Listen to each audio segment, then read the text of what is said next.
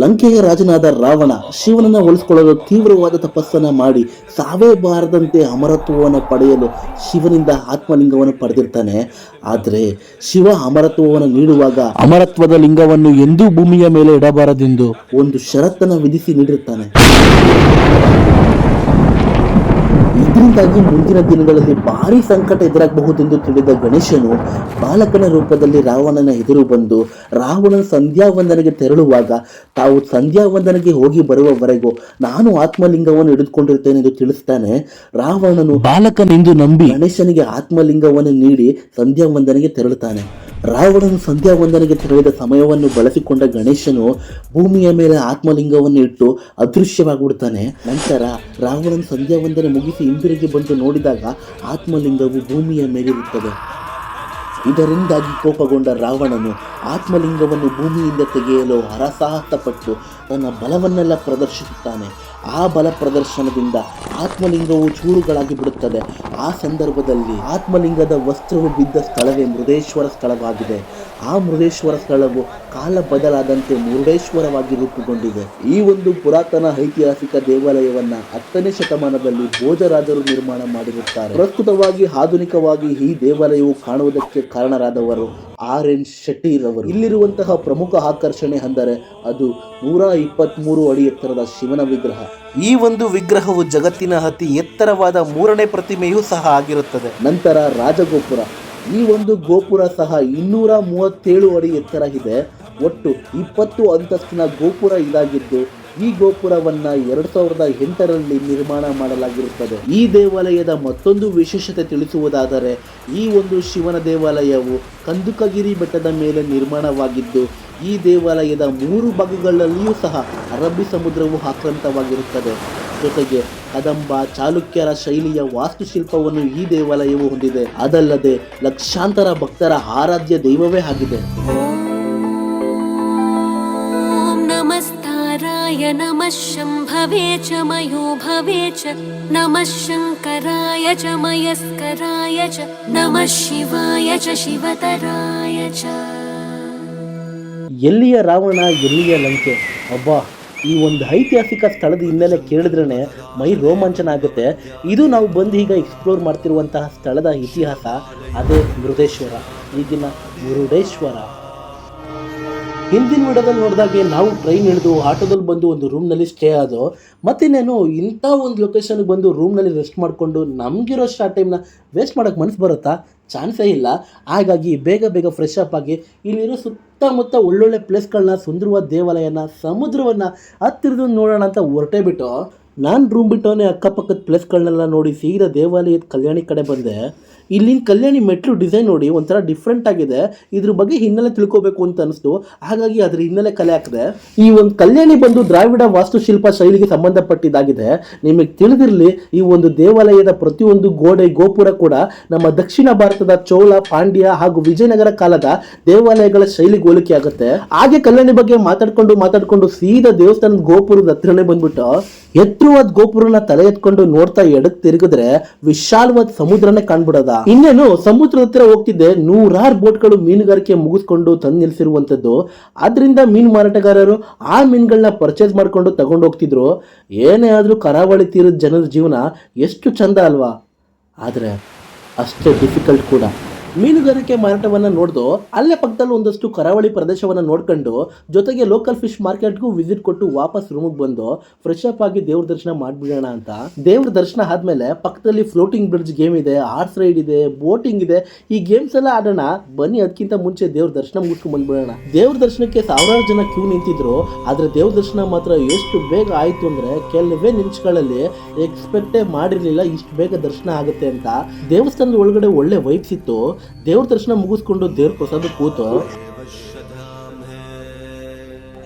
ನಮ್ಮ ಮುದ್ದಿನ ಮಗ ಈಗ ಇವನ್ನ ಫುಲ್ಲು ಇವನಿಗೆ ಎಂಜಾಯ್ ಮಾಡಿಸ್ಬೇಕು.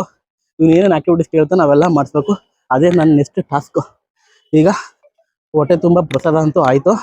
ನೆಕ್ಸ್ಟ್ ಫ್ಲೋಟಿಂಗ್ ಬ್ರಿಡ್ಜ್ಗೆ ಹೋದ್ಮೇಲೆ ಅಲ್ಲಿ ಆಟ ಇರ್ಬೋದು, ನೆಕ್ಸ್ಟ್ ಅದನ್ನದರ್ ಗೇಮ್ಸ್ಗಳಿರ್ಬೋದು, ಅವೆಲ್ಲ ಆಡಾದ್ಮೇಲೆ ಮತ್ತೆ ಹೊಟ್ಟೆ ಹಸಿರುತ್ತೆ, ಮತ್ತೆ ಟಿಫನ್ ಮಾಡೋದು. ಪ್ರಸಾದನ ಸ್ವೀಕರಿಸಿ ನಾವು ಬಂದಿದ್ದೆ ಸೀದಾ ಬೀಚ್ ಆಕ್ಟಿವಿಟೀಸ್ ಕಡೆಗೆ. ಮೊದಲು ಹಾರ್ಸ್ ರೈಡ್ ಮಾಡ್ದು, ಬಟ್ ವಿಡಿಯೋ ಮಾಡೋಕ್ಕಾಗಲಿಲ್ಲ. ನೆಕ್ಸ್ಟ್ ಫ್ಲೋಟಿಂಗ್ ಬ್ರಿಡ್ಜ್ ಬಂದು, ಅದಂತೂ ಮಸ್ತ್ ಎಂಜಾಯ್ ಅಂತಾನೆ ಹೇಳ್ಬೋದು. ಅಲೆ ಬಂದಂಗೆ ಜೀವನೇ ಬಾಯಿಗೆ ಬಂದ್ಬಿಡೋದು. ಅದರಲ್ಲೂ ನಾವು ಹೋಗಿದ್ದಿನ ಎವ್ವಿ ಗಾಳಿ ಇದ್ದ ಕಾರಣ ಅಲೆಗಳು ತುಂಬಾನೇ ಜಾಸ್ತಿ ಇತ್ತು. ಕೆಲವರಂತೂ ಟಿಕೆಟ್ ತಗೊಂಡು ಬಂದು ಅಲೆಗೆ ಬ್ರಿಡ್ಜ್ ಫ್ಲೋಟಿಂಗ್ ಆಗೋ ರೇಂಜ್ನ ನೋಡಿ ಬೈಕೆ ರಿಟರ್ನ್ ಹೋಗ್ಬಿಟ್ರು. ನಾವಂತೂ ಚಿಂತೆ ಬಿಡಿ ಎಂಜಾಯ್ ಮಾಡಿ ಅನ್ನೋ ಫಾರ್ಮುಲಾನ ಅಳವಡಿಸ್ಕೊಂಡ್ಬಿಟ್ಟಿದ್ದು.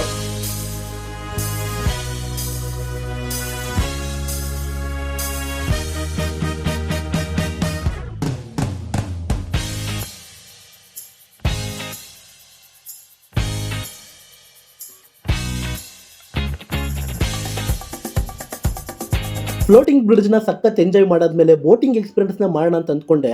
ಬಟ್ ಅಲೆಗಳು ಹೆವಿ ಇದ್ದಿದ್ದ ಕಾರಣ ಬೋಟ್ ತೆಗಿಯಲ್ಲ, ಬೋಟಿಂಗ್ ಕ್ಲೋಸ್ ಆಗಿದೆ ಅಂದ್ಬಿಡೋದ. ನನಗೋ ತಲೆ ಗಿರ್ರ ಅಂದ್ಬಿಡ್ತು. ಯಾಕಂದರೆ ನನ್ನ ಪ್ಲ್ಯಾನೇ ಬೇರೆ ಏನೋ ದೊಡ್ಡದಾಗಿತ್ತು. ನಾನು ಮುರುಡೇಶ್ವರ ಬರೋಕ್ಕೆ ಆ ಒಂದು ಪ್ಲ್ಯಾನು ತುಂಬ ದೊಡ್ಡ ಪಾತ್ರನ ವಹಿಸಿದೆ. ಅದಕ್ಕೋಸ್ಕರನೇ ನಾನು ಇಲ್ಲಿಗೆ ಬಂದಿದ್ದು. ಅದೇನಪ್ಪ ಅಂದರೆ ಸ್ಕೂಬಾ.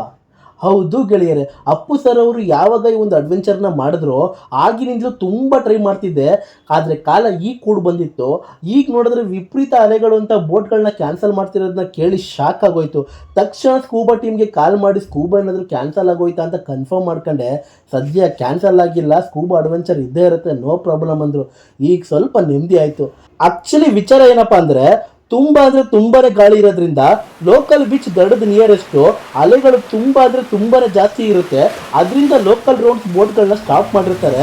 ಇನ್ನು ನಾವು ಹೋಗ್ಬೇಕಾಗಿರೋ ಸ್ಕೂಬಾ ಬೋಟ್ ಬಂದು ಈ ದಡದಿಂದ 20 ಕಿಲೋಮೀಟರ್ ದೂರದಲ್ಲಿರೋ ನೇತ್ರಾಣಿ ಐಲ್ಯಾಂಡ್ಗೆ. ನಾವು ಸಮುದ್ರದ ಮಧ್ಯೆ ಟ್ರಾವೆಲ್ ಮಾಡೋದ್ರಿಂದ ಯಾವುದೇ ಅಲೆಗಳ ಪ್ರಾಬ್ಲಮ್ ಇರಲ್ಲ ಅಂದರು. ಸೊ ನಮಗೆ ಬೇಕಾಗಿರೋದು ಅದೇ ಅಲ್ವಾ, ನಡೀರಿ ಮತ್ತೆ. ಸ್ಕೂಬಾ ಟೀಮ್ನವರು 12:30ಕ್ಕೆಲ್ಲ ಬನ್ನಿ ಅಂತ ಕಾಲ್ ಮಾಡಿದರು. ನಾನು ಸ್ಟೇ ಆಗಿದ್ದು ರೂಮ್ ಬಂದು ಸ್ಕೂಬಾ ಆಫೀಸ್ನಿಂದ 600 ಮೀಟ್ರ್ ಮಾತ್ರ ದೂರ ಇತ್ತು. ಅದಕ್ಕೆ ನಿಧಾನಕ್ಕೆ ಹೋಗೋಣ ಬಿಡು, ಒಂದು 15 ಮಿನಿಟ್ಸ್ ಇದ್ದಂಗೆ ಅಂತ ಅನ್ಕೊಂಡು ಸುಮ್ಮನಾಗ್ಬಿಟ್ಟಿದ್ದೆ. ಆದರೆ ಈ ಬಿಸಿಲು ನೋಡಿ ನಾನು 600 ಮೀಟ್ರ್ ನಡೆಯೋಕ್ಕೆ 20 ಮಿನಿಟ್ಸ್ ತಗೊಂಡಿದ್ದೀನಿ. ಆಲ್ರೆಡಿ 5 ಮಿನಿಟ್ಸ್ ಲೇಟ್ ಆಗಿಬಿಟ್ಟಿದೆ. ಎಲ್ಲಿ ನಾನು ಬಿಟ್ಟು ಹೋಗ್ಬಿಡ್ತಾರೋ ಅಂತ ಟೆನ್ಷನ್ ಶುರು ಆಗ್ಬಿಟ್ಟಿದೆ. ಬನ್ನಿ ಬೇಗ ಬೇಗ ಸ್ಕೂಬಾ ಆಫೀಸ್ಗೆ ಹೋಗ್ಬಿಡೋಣ. ಅಬ್ಬಾ, ಕ್ಯಾಮ್ರಾ ಆಫ್ ಮಾಡಿ ಯಾವ ರೇಂಜಿಗೆ ಓಡ್ ಬಂದೆ ಅಂದರೆ, ಮೊದಲೇ ಬಿಸಿಲು, ಅದರಲ್ಲಿ ಬೇರೆ ಓಡ್ ಬಂದೆ. ಬೆವರು ನೀರರ್ದಂಗೆ ಹರಿದೋಯ್ತು. ಎಲ್ಲಿ ಮಿಸ್ ಮಾಡ್ಕೊಂಬಿಡ್ತೀನಿ ಅಂತ ಟೆನ್ಷನ್ ಆಗ್ಬಿಟ್ಟಿತ್ತು. ಇಲ್ಲಿ ನೋಡಿದ್ರೆ ಮಾರ್ನಿಂಗ್ ಅಡ್ವೆಂಚರ್ ಹೋದವರು ಇನ್ನೂ ರಿಟರ್ನ್ ಆಗಿರುವಂತೆ. ಮಾರ್ನಿಂಗ್ ಬ್ಯಾಚ್ನವರು ಇನ್ನೊಂದು ಸ್ವಲ್ಪ ಆಡ್ತೀವಿ ಅಂತ ಲೇಟ್ ಮಾಡಿ ಈಗ ನೇತ್ರಾಣಿ ಐಲ್ಯಾಂಡ್ ಬಿಟ್ಟವ್ರಂತೆ. ಅಲ್ಲಿಂದ ಇಲ್ಲಿಗೆ 1 ಅವರ್ ಟ್ರಾವೆಲ್ ಇದೆಯಂತೆ. ಅಷ್ಟರೊಳಗೆ ಕಂಡೀಷನ್ಸ್ ಒಂದು ಫಾರ್ಮ್ ಕೊಟ್ಟಿದ್ದಾರೆ, ಅದನ್ನ ಫಿಲ್ಅಪ್ ಮಾಡಿಬಿಡೋಣ. ಆಮೇಲೆ ಊಟ ಬೇರೆ ಮಾಡಿಲ್ಲ, ನೀರೊಳಗೆ ಬೇರೆ ಆಡಬೇಕು, ಬರೋದು ಗೊತ್ತಿರೋದೇ ಲೇಟ್ ಆಗಿಬಿಡುತ್ತೆ. So strong ಆಗಿರ್ಬೇಕಲ್ವಾ.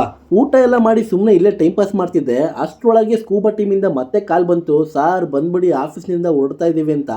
ಆಫೀಸ್ ಹತ್ರ ಹೋದೆ, ಸ್ಲಿಪ್ಪರ್ನೆಲ್ಲ ಇಲ್ಲೇ ಬಿಟ್ಬಿಡಿ ಅಂತ ಇನ್ಸ್ಟ್ರಕ್ಷನ್ ಕೊಟ್ಟರು. ನನಗೂ ಸುಡೋ ಬಿಸಿನಲ್ಲಿ ಕಾಲು ಹೆಂಗಪ್ಪ ಇಡೋದು ಅಂತ ಯೋಚನೆ ಶುರು ಆಯಿತು. ಅದರಲ್ಲೂ ಬೀಚ್ ಮರಳಲ್ಲಂತೂ ಅಬ್ಬಬ್ಬಬ್ಬ, ಒಂದೊಂದು ಹೆಜ್ಜೆನು ಭರತನಾಟ್ಯ ಸ್ಟೆಪ್ ಆಗ್ತಂಗೆ ಆಗ್ತಿದ್ದೋ. ಎಲ್ಲರೂ ನೆರಳಲ್ಲಿ ನಿಂತು ಹೋದೋ. ಸ್ಕೂಬಾಗೆ ಬೇಕಾಗಿರೋ ಆಕ್ಸಿಜನ್ ಎಲ್ಲ ಬೋಟ್ಗೆ ಲೋಡ್ ಮಾಡ್ತಾಯಿದ್ರು. ನೆಕ್ಸ್ಟು ನಮ್ಮನ್ನು ಹತ್ತಿಸಿದ್ರು. ನಾನಂತೂ ಜೀವನದಲ್ಲಿ ಏನೋ ಒಂಥರ ಸಾಧನೆ ಮಾಡ್ತಿದ್ದೀನಿ ಅನ್ನೋ ಖುಷಿಯಲ್ಲಿ ತೇಲಾಡ್ತಾ ಹೋದೆ. ನಮ್ಮ ಬೋಟು ಸ್ಟಾರ್ಟ್ ಆಗಿ ಮುಂದೆ ಹೋಯ್ತು. ಆ್ಯಕ್ಚುಲಿ ಸಮುದ್ರದ ಮೇಲೆ ಬೋಟ್ ಎಕ್ಸ್ಪೀರಿಯನ್ಸ್ ಇದೇ ಫಸ್ಟ್ ಟೈಮ್ ನಂದು. ಬಸ್ನಲ್ಲಿ ಯಾರಿಗೆಲ್ಲ ಟ್ರಾವೆಲ್ ಮಾಡಿದ್ರೆ ತಲೆನೋವು, ವಾಮಿಟಿಂಗ್ ಸೆನ್ಸ್ ಸ್ಟಾರ್ಟ್ ಆಗುತ್ತೋ ಅವರೆಲ್ರಿಗೂ ನಿಜವಾಗ್ಲೂ ಈ ಒಂದು ಬೋಟ್ ಜರ್ನಿ ಆಗೋದೇ ಇಲ್ಲ.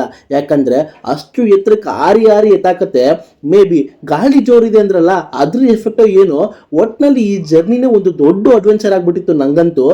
ಯಾರೆಲ್ಲ ಬೋಟ್ ಎಕ್ಸ್ಪೀರಿಯನ್ಸ್ ಮಾಡಿದ್ದೀರಾ, ನಿಮಗೂ ಈ ರೀತಿ ಸೆನ್ಸ್ ಆಗಿದೆಯಾ, ಕಮೆಂಟ್ ಸೆಕ್ಷನಲ್ಲಿ ಕಾಮೆಂಟ್ ಹಾಕಿ. ಒಂದಿಷ್ಟು ಜನಕ್ಕೆ ತಿಳುವಳಿಕೆ ನೀಡಿದಂಗೆ ಕೂಡ ಆಗುತ್ತೆ. ಈ ಟ್ರಾವೆಲಿಂಗ್ನಲ್ಲೇ ಸ್ಕೂಬಾ ಟೀಮ್ ಗೈಡ್ಗಳು ನಮಗೆ ನೀರಲ್ಲಿ ಹೇಗಿರಬೇಕು, ಯಾವ ರೀತಿ ಉಸಿರಾಡಬೇಕು, ಒಬ್ರಿಗೊಬ್ರು ಯಾವ ರೀತಿ ಕಾನ್ವರ್ಸೇಷನ್ಗಳನ್ನ ಮಾಡ್ಕೋಬೇಕು ಅಂತೆಲ್ಲ ಟ್ರಾವೆಲ್ನಲ್ಲೇ ಥಿಯರಿ ಮೂಲಕ ಹೇಳ್ಕೊಟ್ಬಿಟ್ರು. ನೋಡ್ತಾ ನೇತ್ರಾಣಿ ಐಸ್ಲ್ಯಾಂಡ್ ಕೂಡ ಬಂತು. ನಾವು ಒಂದೇ ಒಂದು ಬೋಟ್ ಇರ್ತೀವಿ, ಸಿಕ್ಕಾಬಿಟ್ಟೆ ಎಂಜಾಯ್ ಮಾಡ್ಬಿಡ್ತೀವಿ ಅಂತ ಅಂದ್ಕೊಂಡಿದ್ದೆ. ಬಟ್ 10 ಬೋಟ್ಗಳು ಈಗಾಗಲೇ ಸ್ಕೂಬಾ ಅಡ್ವೆಂಚರ್ನ ಮಾಡಿಸ್ತಿದ್ದು. ನನಗೆ ಆ ಬೋಟ್ಗಳನ್ನೆಲ್ಲ ನೋಡಿ ಯೋಚನೆ ಶುರು ಆಯಿತು. ಏನು ಯೋಚನೆ ಅಂತ ವಿಡಿಯೋ ಕೊನೆಯಲ್ಲಿ ತಿಳಿಸ್ಕೊಡ್ತೀನಿ. ಈಗ ಯೋಚನೆ ಬಿಟ್ಟಾಕಿ ನಾನು ಇಷ್ಟು ವರ್ಷ ಕಂಡಿದ್ದ ಕನಸನ್ನ ಫಿನಿಶ್ ಮಾಡೋಕ್ಕೆ ಅಂತ ಫುಲ್ ಪ್ರಿಪೇರ್ ಆಗಿ ನೀರಿಗೆ ಬಿದ್ದೇ ಬಿಟ್ಟೆ.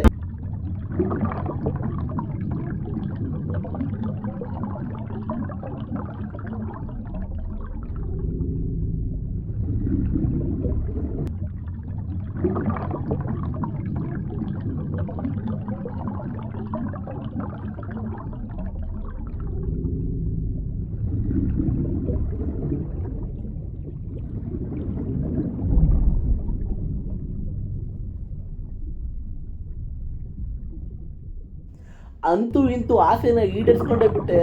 ಎಂಥ ಎಕ್ಸ್ಪೀರಿಯನ್ಸ್ ಅಂದರೆ ನಾವು ಒಂಥರ ಜಲಚರ ಪ್ರಾಣಿ ಏನೋ ಅನ್ನೋ ಥರ ಫೀಲು. ಅಬ್ಬಬ್ಬಬ್ಬಬ್ಬ, ಅಂಡರ್ ವಾಟರಲ್ಲಿರೋ ಆ ಬಂಡೆಗಳು, ಫಿಶ್ಗಳು, ಮಸ್ತ್ ಎಕ್ಸ್ಪೀರಿಯನ್ಸು. ನನ್ನ ಜೀವನದಲ್ಲಿ ಏನೋ ಒಂಥರ ಪ್ರೌಡ್ ಫೀಲ್ ಆಗ್ತಿದೆ ರೀ. ನಿಜಕ್ಕೂ ಅಪ್ಪು ಸರ್ ಅವ್ರಿಗೆ ಒಂದು ದೊಡ್ಡ ಹ್ಯಾಟ್ಸ್ ಆಫು. ಈ ಸಮಯದಲ್ಲಿ ಮತ್ತೊಂದು ಮುರುಡೇಶ್ವರ ದೇವಾಲಯದ ಗೋಪುರ. ಆ ಗೋಪುರನ ನೋಡೋದೇ ಒಂಥರ ಖುಷಿ ಸಿಗುತ್ತೆ. ಅಷ್ಟು ಎತ್ತರವಾದ ಗೋಪುರಕ್ಕೆ ಕಲರ್ ಲೈಟ್ಗಳು, ನಿಮಿಷಕ್ಕೂ ಚೇಂಜ್ ಆಗೋ ಆ ಬೆಳಕಿನ ಡಿಸೈನ್ಗಳು ನೋಡೋ ಕಣ್ಗಳಿಗಂತೂ ಹಬ್ಬ ಅಂತಲೇ ಹೇಳ್ಬೋದು. ಆದರೂ ಮುರುಡೇಶ್ವರ ಅನ್ನೋ ಈ ಸ್ಥಳ ಕಣ್ಣಿಗೆ ಹಬ್ಬ ಮಾಡಿ, ಮನಸ್ಸಿಗೆ ಮುದ ನೀಡಿ, ಕೇಳೋ ಕಿವಿಗೆ ಆಶೀರ್ವಾದದ ಹಾಡು ಹಾಡಿ ಈ ಪ್ರಕೃತಿಗೆ ನಾವು ಹೊಂದಾಣಿಕೆ ಮಾಡ್ಕೊಂಡು ಸಾಕ್ತೀವಿ ಅಂದರೆ ಒಂದು ಬೇರೆ ಪ್ರಪಂಚಕ್ಕೆ ಕೊಂಡೊಯ್ಯುತ್ತೆ. ಇದಾಗಿತ್ತು ಮುರುಡೇಶ್ವರ ಟ್ರಿಪ್ನ ವ್ಲಾಗ್. ಮತ್ತೊಂದು ನೀವೆಲ್ಲ ಎಕ್ಸ್ಪೆಕ್ಟ್ ಮಾಡ್ತಿರ್ತೀರ ಅಂತ ನಂಗೆ ಗೊತ್ತು. ಸ್ಕೂಬಾ ಅಡ್ವೆಂಚರ್ ಬಗ್ಗೆ ಜಾಸ್ತಿ ಏನೂ ಬರಲಿಲ್ಲ, ಮತ್ತು ಅದ್ರ ಇನ್ಫಾರ್ಮೇಷನು ಬರಲಿಲ್ಲ. ಮೇಯ್ನಾಗಿ 16 ಬೋಟ್ಗಳನ್ನ ನೋಡಾದ್ಮೇಲೆ ನಿಮ್ಗೇನು ಯೋಚನೆ ಶುರು ಆಯಿತು, ಅದ್ರ ಬಗ್ಗೆನೂ ಹೇಳಿಲ್ಲ ಅಂತ ಕೇಳ್ತೀರಾ ಅಂತ. ಬನ್ನಿ ಅದ್ರ ಬಗ್ಗೆನೂ ಹೇಳ್ತಾ ಹೋಗ್ಬಿಡ್ತೀನಿ ಈಗಲೇ. ಮೊದಲನೇದಾಗಿ ನಾನು ಸ್ಕೂಬಾಗೆ ಹೇಗೆ ಹೋದೆ ಅಂತಂದರೆ, ಹೀಗೆ ಒಂದು ದಿನ ರೀಲ್ಸ್ನ ನೋಡಬೇಕಾದ್ರೆ ಒಬ್ಬ ವ್ಲಾಗರ್ ಅವರ ಎಕ್ಸ್ಪೀರಿಯನ್ಸ್ನ ಶೇರ್ ಮಾಡಿದರು. ನಾನು ಕೂಡ ಈ ಒಂದು ಅಡ್ವೆಂಚರ್ನ ಟ್ರೈ ಮಾಡಬೇಕು ಅಂತಿದ್ನಲ್ಲ, ಸೊ ತುಂಬಾ ಹೆಲ್ಪ್ ಆಯಿತು. ಅವರು ಆ ವ್ಲಾಗ್ನಲ್ಲಿ ಒಂದು ಸ್ಕೂಬಾ ತಂಡದ ನಂಬರ್ ಕೂಡ ಮೆನ್ಷನ್ ಮಾಡಿದರು. ಸೊ ನಂಗೆ ಇನ್ನೂ ಈಸಿ ಆಯಿತು ಅಂತಲೇ ಹೇಳ್ಬೋದು. ಆಮೇಲೆ ಕಾಸ್ಟ್ ಎಷ್ಟಾಯಿತು, ನಮಗೂ ಈಸಿ ಆಗಲಿ ಅವ್ರ ನಂಬರ್ ಹಾಕಿ ಅನ್ನೋರಿಗೆ. ಆ್ಯಕ್ಚುಲಾಗಿ ನನಗೆ ಸ್ಕೂಬಾ ಟ್ರೈ ಮಾಡೋಕ್ಕೆ ಬಿದ್ದಿದ್ದ ಅಮೌಂಟ್ ಬಂದು 4500. ನಿಜ ಹೇಳಬೇಕು ಅಂದರೆ ಸ್ಕೂಬಾ ಟ್ರೈ ಮಾಡೋರಿಗೆ ಗೊತ್ತು ಈ ಬೆಲೆ ತುಂಬಾ ಜಾಸ್ತಿ ಇದೆ ಅಂತ. ಬಟ್ ನೀವೇನು ಜಾಸ್ತಿ ಕೊಡೋಕೆ ಹೋದ್ರಿ ಅಂತಂದರೆ ನಿಜವಾಗ್ಲೂ ನಾನು ಜಾಸ್ತಿ ಅಮೌಂಟ್ ಕೊಟ್ಟಿದ್ದೀನಿ ಅಂತ ನನಗೂ ಕೂಡ ಆಮೇಲೆ ಅನಿಸಿದ್ದು. ಈಗ ಮೇನ್ ವಿಷಯಕ್ಕೆ ಬಂದ್ಬಿಡೋಣ. ನನ್ನ ಯೋಚನೆಗೂ ಕೂಡ ಅದೇ ಕಾರಣ. ನಾನು ಜಾಸ್ತಿ ಅಮೌಂಟ್ ಯಾಕೆ ಕೊಟ್ಟೆ ಅಂತಂದರೆ, ಈಗ ಒಂದು ವಸ್ತು ಅಥವಾ ಒಂದು ಪದಾರ್ಥದ ಬೆಲೆಯ ಡಿಮ್ಯಾಂಡ್ ಕ್ರಿಯೇಟ್ ಆಗೋದು ಹೇಗೆ ಅಂತ ನಿಮಗೆಲ್ಲ ತಿಳಿದೇ ಇದೆ. ಉದಾಹರಣೆಗೆ ಹೇಳಬೇಕು ಅಂದರೆ, ಸುತ್ತ ಹಲವಾರು ತರಕಾರಿ ಇಟ್ಟು ಒಬ್ಬ ಮಾರಾಟಗಾರ ತರಕಾರಿನ ಮಾರ್ತಿರ್ತಾನೆ. ಆದರೆ ಹಲವಾರು ಜನಗಳು ಬಂದು ಹಲವಾರು ತರಕಾರಿಗಳ ಮಧ್ಯೆ ಬರೀ ಈರುಳ್ಳಿನೇ ಕೊಡಿ ಅಂತಿದ್ರೆ ಆ ಮಾರಾಟಗಾರ ಏನು ಮಾಡ್ತಾನೆ ಹೇಳಿ? ಈರುಳ್ಳಿಗೆ ಬೇಕಾದಷ್ಟು ಬೇಡಿಕೆ ಬರ್ತಿದೆ, ಯಾಗಿದ್ರೂ ಈರುಳ್ಳಿ ತಗೋತಾರೆ. ಅಕಸ್ಮಾತ್ ಜಾಸ್ತಿ ಆಯಿತು ನಿಮ್ಮ ಈರುಳ್ಳಿ ಅಂತ ಯಾರಾದರೂ ಕೇಳಿದ್ರೆ, ನನ್ನ ಹತ್ರ ಇರೋದೇ ಈರುಳ್ಳಿ ಇಷ್ಟಕ್ಕೆ, ನಿಂಗೆ ಬೇಕಾದರೆ ತಗೋ, ಇಲ್ಲಾಂದ್ರೆ ನಡೀತಾ ಇರೋ ಅಂತ ಹೇಳಿ ಕಳಿಸ್ಬಿಡ್ತಾರೆ. ನಿಮಗೆಲ್ಲ ಅರ್ಥ ಆಯಿತು ಅನಿಸುತ್ತೆ. ಈ ಈರುಳ್ಳಿ ಕಥೆಯಾಗಿ ನನ್ನ ಸ್ಕೂಬಾ ಅಡ್ವೆಂಚರ್ ಕಥೆ ಆಗಿರೋದು. ಸುತ್ತ ಹಲವಾರು ಸ್ಕೂಬಾ ಅಡ್ವೆಂಚರ್ ಕಂಪ್ನಿಗಳಿದ್ರು. ಒಂದೇ ಒಂದು ಇದಾಗ ನೋಡಿಕೊಂಡು ಅದ್ರಲ್ಲಿ ತಿಳಿಸಿದ ಅಡ್ವೆಂಚರ್ ಕಂಪ್ನಿಗೆ ಕಾಲ್ ಮಾಡಿಕೊಂಡು ನಾನು ಬಂದಿರೋದು. ಅವ್ರಿಗೂ ನಂತರ ವ್ಲಾಗ್ ನೋಡ್ಕೊಂಡು ಕಾಲ್ ಮಾಡಿರೋರು ಸಾವಿರಾರು ಜನ. ಸೊ ಅವ್ರು ತಾನು ಇನ್ನೇನು ಮಾಡ್ತಾರೆ, ಕಾಲ್ಸ್ ಜಾಸ್ತಿ ಆಯಿತು, ಬಿಗ್ ಡಿಮ್ಯಾಂಡ್ ಕ್ರಿಯೇಟ್ ಆಯಿತು, ಯಾಗಿದ್ರು ಬಂದೇ ಬರ್ತಾರೆ ಅಂತ ರೇಟ್ನ ಜಾಸ್ತಿ ಮಾಡ್ತಾನೆ ಹೋದ್ರು. ನಂಗಾಗಿದ್ದ ಖರ್ಚು ನಿಮ್ಗೆ ಆಗಬಾರ್ದು. ಹಾಗಾಗಿ ನಾನಂತೂ ಒಂದು ಅಡ್ವೆಂಚರ್ ಕಂಪ್ನಿದು ನಂಬರ್ ಹಾಕಲ್ಲ. ಮತ್ತು ನನ್ನ ವ್ಲಾಗ್ ಅಲ್ದಿದ್ರು ಬೇರೆ ಸ್ಕೂಬಾಗೆ ಸಂಬಂಧಪಟ್ಟ ವ್ಲಾಗ್ ನೋಡ್ಕೊಂಡು ಅದ್ರಲ್ಲಿ ನಂಬರ್ ತಗೊಂಡು ಆ ಸ್ಕೂಬಾ ಟೀಮ್ನವ್ರಿಗೆ ಕಾಲ್ ಮಾಡಿ ಮೊದಲೇ ಬುಕ್ ಮಾಡ್ಕೋತೀವಿ ಅನ್ನೋರಿಗೆ ನಂದು ಬೆಸ್ಟ್ ಸಜೆಷನು. ಆ ಟೀಮ್ನವರು ಅಡ್ವಾನ್ಸ್ ಹಾಕಿ ಭಾರಿ ಡಿಮ್ಯಾಂಡ್ ಇದೆ, ಇಷ್ಟು ಕಮ್ಮಿಗೆ ಆಗಲ್ಲ, ಇವತ್ತು ಸಾಧ್ಯನೇ ಇಲ್ಲ ಅಂತೆಲ್ಲ ಎದುರಿಸ್ತಾರೆ ಕಾಲ್ ಮಾಡಿ ಇನ್ಫಾರ್ಮೇಷನ್ ತೊಗೋಬೇಕಾದ್ರೆ. ಬಟ್ ಅವ್ರ ಮಾತಿಗೆ ಜಾಸ್ತಿ ಕಿವಿ ಕೊಡದೆ ನೇರವಾಗಿ ಮುರುಡೇಶ್ವರಕ್ಕೆ ಹೋಗಿ ಅಲ್ಲಿ ಒಂದಲ್ಲ ಅಂತ 16 ಅಡ್ವೆಂಚರ್ ಕಂಪ್ನಿಗಳಿವೆ. ಒಂದಕ್ಕಿಂತ ಒಂದು ರೇಟು ನಿಮ್ಗೆ ವರ್ಕೌಟ್ ಆಗೋ ರೇಂಜ್ಗೆ ಸಿಗುತ್ತೆ. ನಿಮ್ಗೆ ತಿಳಿದಿರಲಿ ಅಂತ ಹೇಳ್ತಾ ಇದ್ದೀನಿ. ಅದರ ಒರಿಜಿನಲ್ ಮಿನಿಮಮ್ ರೇಟ್ ಬಂದು 2500 ಸ್ಟಾರ್ಟ್ ಆಗುತ್ತೆ. ನೀವು ಹೇಳಿದ್ರಲ್ಲ, ನಾನು ಮಾಡಿದ ತಪ್ಪನ್ನ ನೀವು ಮಾಡಬೇಡಿ. ಒಂದು ಸರಿ ಆದರೂ ಲೈಫ್ನಲ್ಲಿ ಮುರುಡೇಶ್ವರಕ್ಕೆ ಬಂದು ಈ ಥರ ಮಸ್ತ್ ಎಕ್ಸ್ಪೀರಿಯನ್ಸ್ನ ಮಾಡ್ಕೊಳ್ಳಿ ಅಂತ ಹೇಳ್ತಾ ನಾನು ಇಲ್ಲಿಂದ ಹೊರಡ್ತಾ ಇದ್ದೀನಿ. ನಾನು ನಿಮ್ಮ ಪ್ರೀತಿಯ ಸಂದೀಪ್. ಟಾಟಾ ಬಾಯ್.